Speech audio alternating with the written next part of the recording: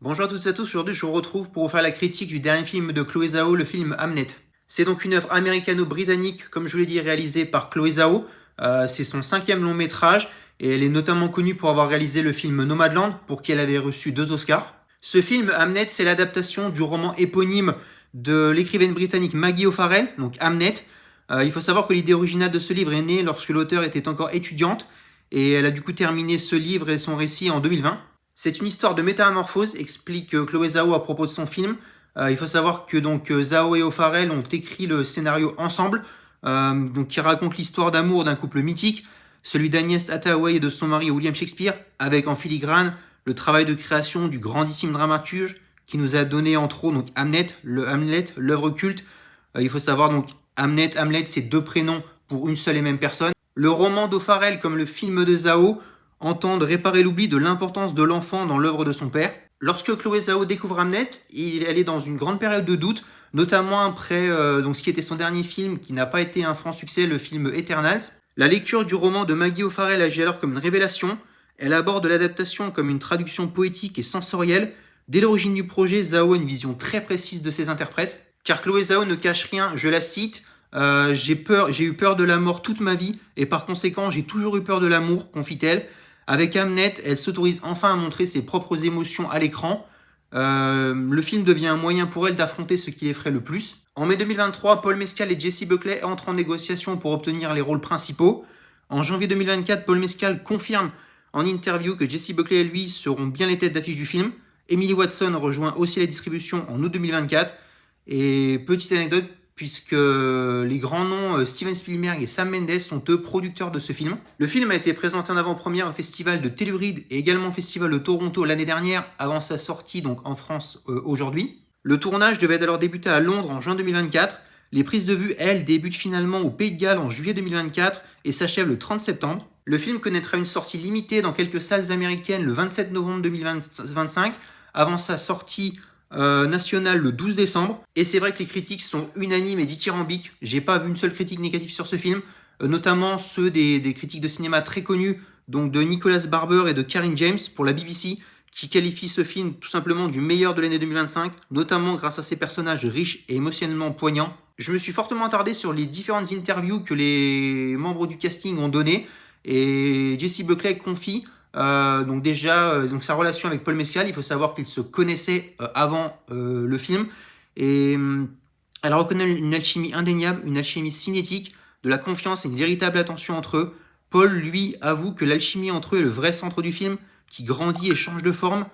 Jessie Buckley est un cadeau de Dieu pour la planète selon lui, il n'avait jamais ressenti ça auparavant.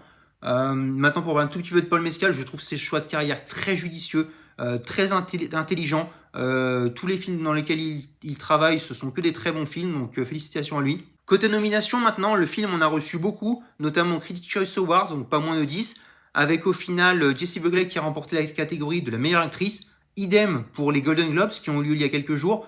Pareil, Jessie Buckley qui remporte la catégorie meilleure actrice.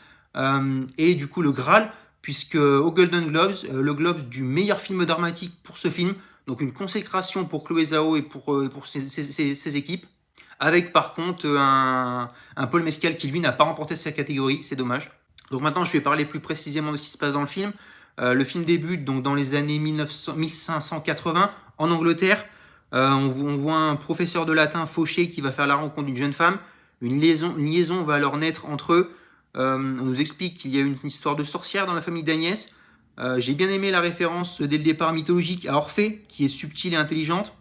De toute façon, leurs échanges entre Agnès et William sont philosophiques et pleins de réflexion. Les plans, eux, sont saisissants de beauté, que ce soit les paysages, que ce soit l'eau, que ce soit la verdure, que ce soit même les grottes qui ont une importance dans ce film. Donc William va la mettre enceinte par la suite, avant même d'officialiser leur union, ce qui était rare à cette époque. Avant de partir à Londres, William s'agace fortement de ne pas avancer dans l'écriture de sa pièce.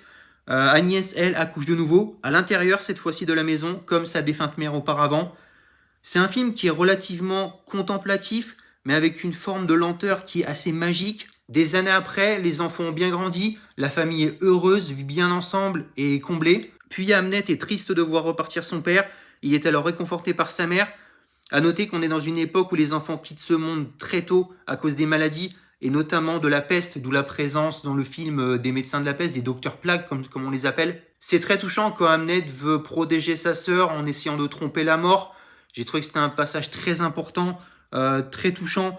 Il veut lui donner sa vie parce qu'au final, il va quitter ce monde. C'est un impensable drame. La famille va essayer de se reconstruire avec beaucoup de difficultés. La longue tirade qui va être citée par William est exceptionnelle. Puis lui vient le fameux être ou ne pas être, telle est la question. Puis petit à petit, on va se rapprocher de la fin du film. Il va y avoir donc la pièce de théâtre où on va voir une Agnès qui va être révoltée et qui va refuser d'écouter un inconnu prononcer le nom de son fils. Puis elle finit comme tous par être fascinée et pleure face à l'œuvre. Les mains tendues de tous à Hamnet sont une preuve de l'attachement et de l'amour à son égard. La musique, qui est exceptionnelle, comme chacun, permet de rendre un vibrant hommage à cet ange disparu. Et c'est vrai que pour être honnête avec vous, moi j'ai été très touché par ce film. Et la fin est poétique, elle est subtile, et j'ai vraiment eu larme à l'œil. Car pour beaucoup, c'est un film bouleversant, poétique et intime, aussi profond que délicat.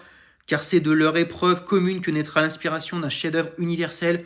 La création peut naître d'une blessure, et l'art est un espace de grâce où la douleur trouve une forme de sublimation, avec à la fois de la lumière et des ombres qui s'opposent, un véritable clair-obscur qui est montré, mais aussi de la grâce proposée, car l'amour ne meurt pas, précise la cinéaste. Au final, on peut dire qu'elle a complètement rendu hommage à l'œuvre originale, avec des performances remarquables, une intensité inouïe proposée par Jessie Buckley et Paul Mescal. C'est un film passionnant, d'une grande tristesse, puisqu'au final, leur vie aura été une comédie dévorée par la plus pure tragédie. C'est un deuil qui a produit un véritable bijou artistique, une virtuosité visuelle et technique proposée par la très grande Chloé Zhao. C'était comme, et je vais terminer cette critique avec une phrase de la cinéaste, puisqu'elle dit c'était comme si l'on allait dans un temple, à l'église, à un grand concert ou un match de football. Compte à propos de son film. Donc voilà, au final, un très grand film pour commencer cette année, vraiment passionnant. Et voilà, dites-moi ce que vous en avez pensé pour ceux qui ont vu le film dans les commentaires. Et moi, je vous dis à bientôt pour une prochaine vidéo.